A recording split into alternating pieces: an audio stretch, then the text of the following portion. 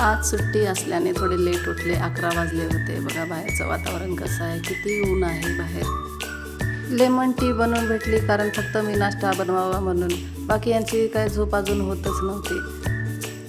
Lemon tea पिऊन झाली. यांची पण मस्ती काय आता सरतच नव्हती. दुपार झाली होती तरी पण कढईवर पोहे बनवून घेतले. म्हटलं आता नाश्ता आणि जेवण काय याच्यावरच करतात की काय काय माहीतच नव्हतं. आपल्या इकडे काय पोहे थोडेसे जमत नाहीत म्हणून कढई भरून पोहे बनवले. घ्या ताटभर खा पोटभर. संध्याकाळी मुलांना बाहेर घेऊन जायचं होतं म्हणून हे बघा हे लगेच आवरायला घेतले. लिफ्टमधून बाहेर जाण्यासाठी लहान मुलांची उत्सुकता असते. बाहेर जायचं तर कुठे जायचं, तर जवळ गार्डन होतं म्हणून गार्डनला निघालो.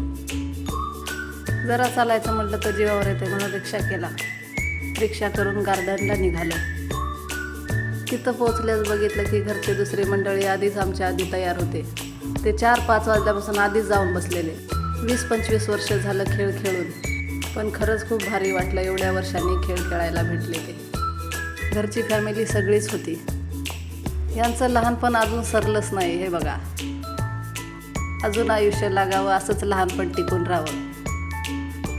त्यांचं बघून सगळेच ट्राय करायला गेले. हे बघा लहानपण हे खेळ खेळून सगळे इतके दमले होते की जवळच नाश्ता करायला गेलो. पण पाणीपुरी खायची होती. पाणीपुरी तर काय भेटली नाही म्हणून भेळ खाल्ली. नंतर समजलं तिथं पाणीपुरी पण आहे. मग काय भेळ पण खाल्ली, पाणीपुरी पण खाल्ली. किचे गेले सगळे रिक्षाने. आम्ही गेलो शनी मंदिरात.